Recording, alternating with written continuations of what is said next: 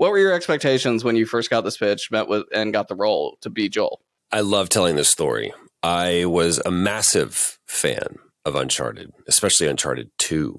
But I remember the first time I played Uncharted, I was doing this really, really bad, low budget indie movie in Dallas. And I was staying in a hotel. And the only solace that I had, my friend Kyle Richards, who was one of the first people who ever employed me, took mercy on me and said, here, take my PlayStation and I want you to play this game called Uncharted. And I played it and I was like, that's what I want to do. This is the game that I've been waiting to play. And I had even just right before then had played Assassin's Creed. And Assassin's Creed was great. I loved that experience. It never to me was repetitive. It never got old to jump off of a building and drive your dagger into the back of some guy's neck. I loved it. Never, ever, ever got old.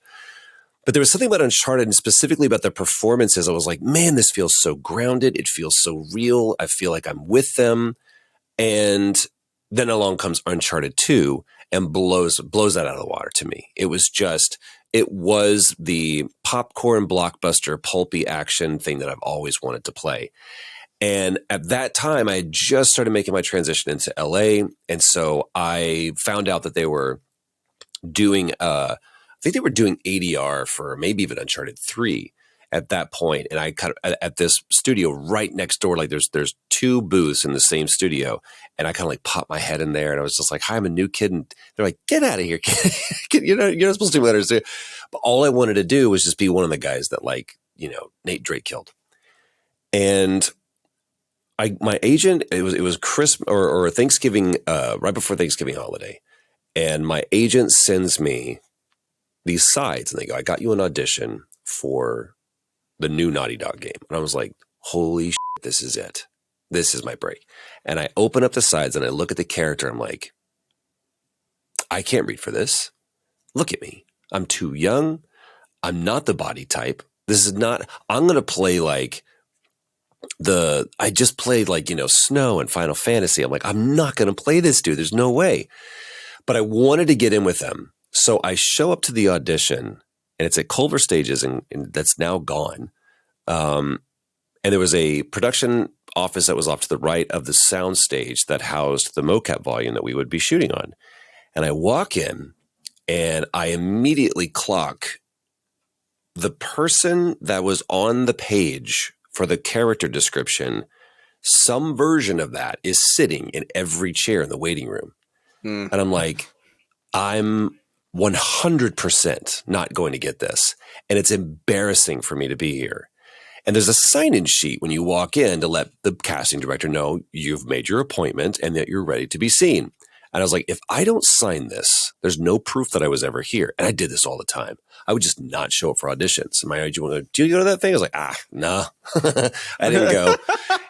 And I literally was like, I'm going to leave now. And I put my hand on the door behind me. I'm just going to like quickly make my ninja exit. And as I'm turning to open the door, a casting director goes, good, Troy, you're here. And I went, yep, I am. She was like, they're ready for you. So she escorts me in, and all the way out on the other side of this is the panel of judges that are going to determine my fate. And I went and I did my audition. And the thing that was different was that I saw Ashley. She was kind of pacing off to the side. And I was like, she looks like she's having a really tough time. And so I walked in and I was like, can I give you a hug? She was like, yes. And I gave her a hug and we went in for the scene and it just clicked.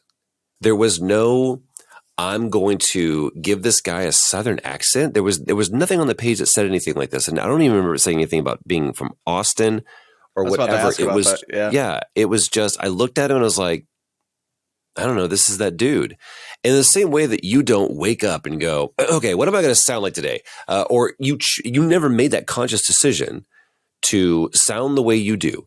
One of them, this is what blows my mind. If I were to walk up to you and say, hey, tell me 3 things about yourself, you would probably tell me your name, where you live, and either your age or what you do for a living. Those are the 3 to 4 things that you would tell me that define you. But what's funny is those are 4 things you have absolutely no control over. Your name somebody gave you. Your age was determined by when your parents decided to have a glass of wine and go to bed early that night.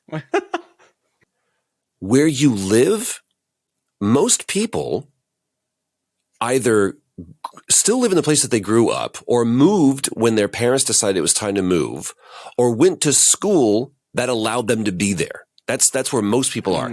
And your job, most people don't like their job. And I know this because the number one question that I get asked is, how do I do what you do? Because I hate what I do. Yeah. So it's so interesting to me that the things that we choose to plant our identity on are things that are completely outside of our control, especially for gamers who it's all about control. I'm really getting off, but long story short, I get the gig. About, I don't know, maybe a month or two later, they bring us in because they want to kind of run down the same pitch that they gave Sony to. And they're like, here's our story. We just want to walk you through what this experience is. And it's Ashley and I. And after about an hour of them walking down beat by beat what the story of The Last of Us is going to be. And at that time, it wasn't even called The Last of Us. It's called T1. They said, you want to take a break? I'm like, yeah.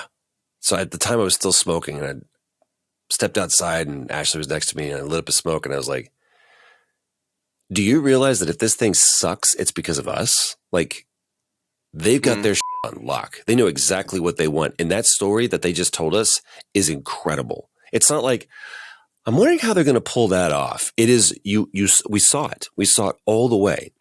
But what's funny to me is if you have that original first printing of The Last of Us on PS3, on the top right corner, there's a badge on it that says from the makers of Uncharted. Uncharted. Yep. And that was Sony going, we make good games. We promise that you'll like this. Trust us. Because they weren't sure. They had no idea if it was going to be a success or not. Thanks for watching Visionaries on YouTube. For more content, please subscribe to the Overcome channel.